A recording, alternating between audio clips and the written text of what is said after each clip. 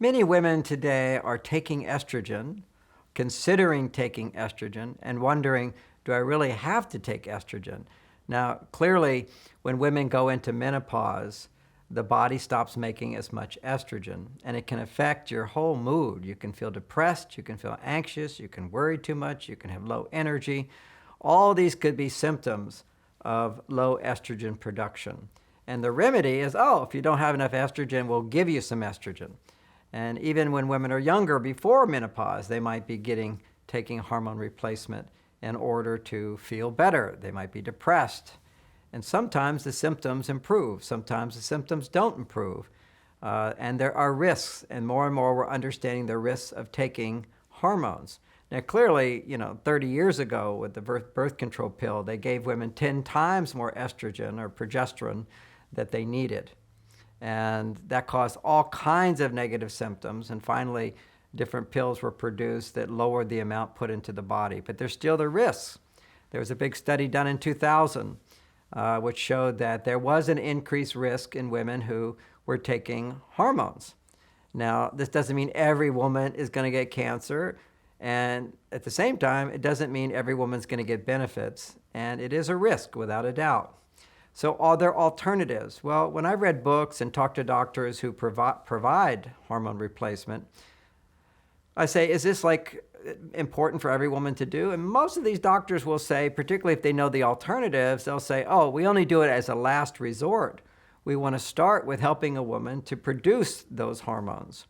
And basically, there's a whole range of various programs and supplements different people recommend in order to help your body make estrogen. Now, in my book, Beyond Mars and Venus, I cover this topic in a way that nobody's ever done before, which is to understand that our hormones are produced in response to our behaviors, to what we're doing, and the kind of support we get in our process of living, particularly estrogen. Estrogen is a hormone which is produced when you feel dependent on someone, when you need someone. And you need the highest levels of estrogen for the 10 days after your period.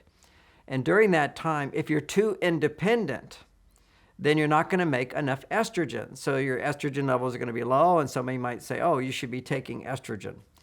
Also, after ovulation, your estrogen levels don't need to be so high. At that time, you need the hormone progesterone. So how to make sense of this? It's always changing. Well, just to know that after you have your period for the next 10 days up to ovulation, estrogen levels need to be gradually increasing. And what increases the production of estrogen in your body is making sure you take time to put yourself in situations every day where you're dependent on someone. If you're too independent, you'll stop making estrogen. There's also another challenge to this, which is that our foods today, they add hormones to the foods. Also, there's certain pesticides and GMOs when they go into your body. The estrogen receptor sites, they fill in those receptor sites and send a message to the brain that you don't need to make estrogen because you already have plenty. So a lot of reasons why women today have so many challenges when it comes to healthy estrogen and progesterone levels. And so they think the only solution is to take these hormones. But if you're taking the same amount of a hormone every day, that's never going to give you the right answer for a stable mood and positive feelings and good health, because your need for hormones changes throughout your cycle. So what we need to understand that's never been taught before is that the behaviors you choose at those times will stimulate the right production of hormones. That's on one side. We'll learn the behaviors. On the other side, we have to recognize that toxic foods, pesticides, and foods that have hormones will throw off your hormone balance and will inhibit your brain from stimulating the production of more estrogen, the good estrogens that you need.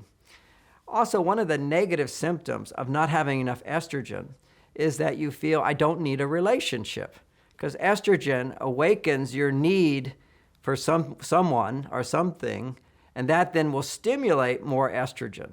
So when women don't have enough estrogen, because the brain has the message that you have plenty, let's say you take estrogen in your meat, the hormones are in your meat, the pesticides, it goes into your body, it sends a message to your brain that you have plenty of estrogen, so your body stops making it. So you do the tests and your body doesn't have enough estrogen. The challenge here is that when the brain thinks you have enough estrogen, you don't feel the need for other people. You feel more independent. The need for romance, the need for love, the need for relationship, the need for family, all of that becomes less. And so you don't actually think, oh, I need that. But actually thinking I need that will stimulate estrogen in your body. So what are those things that will help stimulate estrogen? Take a class where you're dependent on someone to teach you something. That will help you produce estrogen. Be a student. Be learning from someone that knows more than you, that can provide information for you in a way that's meaningful to you. Go to a doctor. A doctor has information that you don't have that will help you be healthy. That will stimulate estrogen. Take classes. Take dance classes, take singing classes where you have an expert that you're dependent upon growing and learning and being happy. Also, of course, the highest estrogen stimulator is to be in a relationship where you feel safe. You could be in a relationship you don't feel safe, so you say, oh, I don't need my partner. That won't do it. You're in a relationship where you feel safe, and the most powerful stimulator in that relationship would be regular romance. It doesn't have to be every day. Particularly around 5 or 6 days after your period is over. That's the best time for a romantic date, so your body's looking forward to that. It will generate estrogen. Now, one of the obstacles to making that estrogen that your body needs for well-being and for good functioning and so forth is when you're doing an independent job. When you're sacrificing to make money, that produces more the male hormone, testosterone. And at that time, your body doesn't make estrogen. If you're feeling very independent, there's no one to depend on, you got to do it yourself, which happens so much today.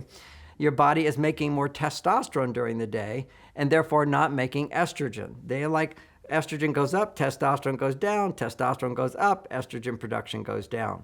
So it kind of goes up and down like that. However, there's a solution here. If you're an independent woman, you're making your own money, you're not depending on a man for financial support, what happens is if you anticipate while you're at work that you're coming home to a relationship or to a lifestyle that stimulates estrogen, then your body can be making estrogen during the day while you're also making the testosterone necessary to achieve your goals and so forth in the workplace. So this is like really amazing information to create an awareness in a woman's mind of the importance of having these relationships, because when you become too independent, you don't feel the need to even be with someone, which would then give you the estrogen that your body requires. Now, that's the behavioral side of it. The other side of it is if you keep taking these toxins into your body, you get these bad estrogens, or you get this message to your brain that you don't need to make estrogen. So there's certain supplements that can help your liver detoxify the bad estrogens to help your body remove the toxicity in your cells so that you're not sending the message to your brain that you have too much estrogen. So your body doesn't need to make the estrogen. Now, also after ovulation, towards your period, during that time, you need to have more progesterone than estrogen. Otherwise, you'll feel awful as well.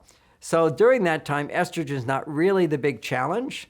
What you want to focus on there is more on doing things that you love to do, where you're not dependent on someone, but you have equal sharing, or you have time alone, where you're doing something nurturing that you love to do, that you get to do, that you enjoy doing. Any of those symptoms, I love to do, I get to do, I enjoy doing, that's going to produce the progesterone that you need in your cycle after ovulation towards your period.